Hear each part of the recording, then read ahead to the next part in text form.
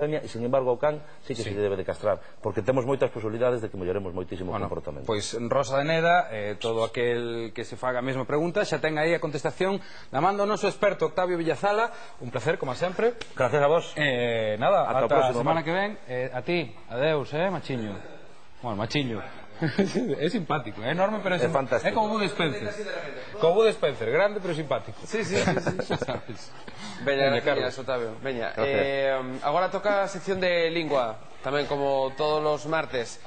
E hoxe imos responder unha pregunta que nos fixo unha espectadora que dá lugar para que teñamos un pequeno case debate, Case debate, sí. A nosa espectadora, bueno, o noso espectador concretamente, chamase David, e preguntábamos polo tema do reintegracionismo, que se agora hai unha tendencia pois a intentar diferenciar o galego do castelán e quizáis tirar máis cara ao portugués. Así que imos ver concretamente como era esa pregunta e despois intentamos pois buscar respostas ou achegar quizáis diferentes puntos de vista. Aí a temos. Di David: estou notando unha tendencia a aportuguesar o galego, renegando de palabras próximas ao castelán. Non sería mellor fixarse un pouco máis no latín e deixar o portugués tranquilo? Pois moi ben, temos connosco, como sempre, Antón Dobao, que é o noso lingüista particular. Bos días, Antón. Bos días. Que lle contestarías aquí a David? Existe tal tendencia a aportuguesar o galego? Primeiro, temos que ter clara unha cousa. O galego é unha lingua moitísimo máis próxima do portugués que do castelán. É dicir, non temos máis que pensar en formas lingüísticas como noite en galego, noite en portugués, noche en castelán. É dicir, esa evolución de determinados grupos fónicos en portugués e en galego é común, en castelán é diferente. Morte en galego, morte en portugués, muerte en castelán. É dicir, hai unha serie de diferenzas importantes entre o castelán e o galego que non se dan entre o portugués e o galego. Por tanto, o portugués e o galego son linguas moito máis próximas. De feito, provendo galego-portugués, non? Claro, digamos que o portugués e o galego nacen no reino de Galicia, ou nacen a partir da bella Galicia romana, e vais expandindo cara ao sur, e despois alrededor do século XIV probablemente empeza, do século XIII, XIV, din que hai xa diferenzas nos textos, empezan a distanciarse en certos aspectos, non? Pero ata ese momento é unha mesma lingua, temos que falar dunha mesma lingua, e de feito prodúcese ese fenómeno que é a literatura galaico-portuguesa na Idade Media, que é dunha gran importancia, que cultivan incluso reis de Castela, non? E que utiliza un estándar común, digamos.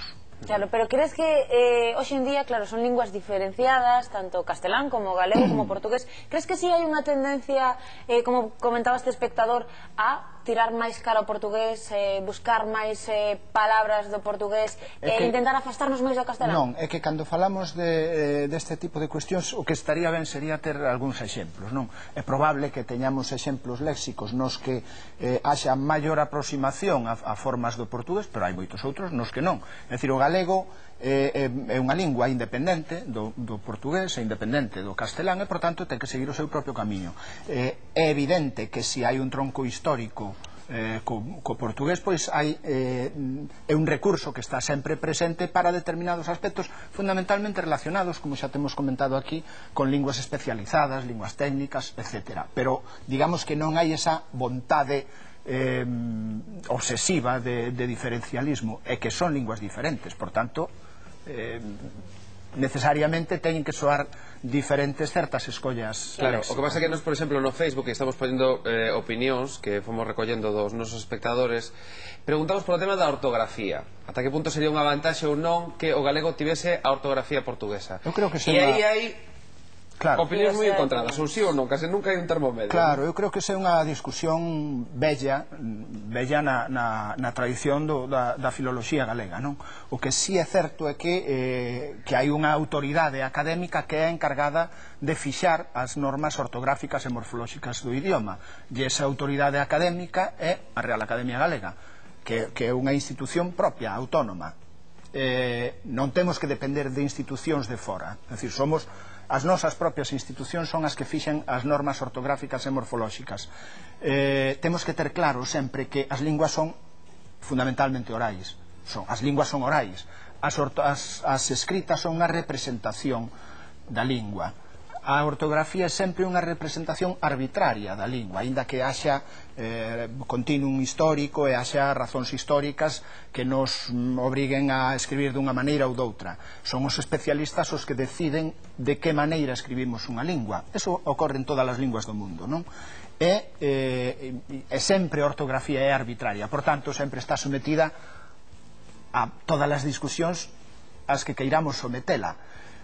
Pero o que é evidente é que unha vez que hai unha autoridade académica que é a que decide como se debe escribir, e en Galicia non debemos ademais tampouco deixar aparte que hai unha tradición literaria que utiliza unha forma de escribir e que, digamos, a base a partir da que se establecen as normas ortográficas e morfolóxicas do idioma galego, pois estamos insertados, digamos, inseridos nesa tradición que é a que aproveita a Real Academia Galega para establecer as súas normas ortográficas e morfolóxicas, que son as normas do idioma. Hai que comentar que todo este debate ven porque hoxe é o Día do Orgullo Lusista e Reintegracionista, que chega este ano a súa cuarta edición, e, bueno, cando falamos do reintegracionismo, máis que dunha corrente lingüística, xa podemos falar case dun movimento cultural, non dunha idea, dunha forma de entender o galego. Pero a miña pregunta, Antón, é, claro, de onde bebe esta corrente lingüística? Realmente hai algunha zona en Galicia na que o galego teña eses trazos tan característicos do portugués? Vamos a ver, depende que entendamos por trazos característicos do portugués. Antes comentaba, pois, se o comparamos co castelán, hai moitos trazos que son comuns entre o portugués e o galego. Hai moitos outros que non, que son diverxentes entre o galego e o portugués. Eu creo que ao mellor non son a persoa máis indicada para falar de reintegracionismo, porque eu non son reintegracionista, non? Eu creo que o galego é unha lingua independente do portugués, independente do castelán, independente de calquera outra lingua do mundo, e, por tanto, consciente da súa propia independencia, xera as súas propias normas e o seu propio estándar. O estándar da lingua galega é un estándar que aproveita diferentes variedades, diferentes trazos das distintas variedades dialectais. Non podemos decir que haxa lugares en Galicia nos que se fale portugués. Non é certo. O reintegracionismo parte dun presuposto co que eu e as autoridades académicas, por exemplo, non coincidimos, que é que o galego non é máis que un dialecto do portugués, e, por tanto, o ser un dialecto do portugués, o ser unha variedade dialectal do portugués, debería escribirse como portugués. Ou hai grupos reintegracionistas que opinan que, en realidade, o que se debe escribir é portugués directamente e pronuncialo a galega ou segundo calquera das falas galegas, non?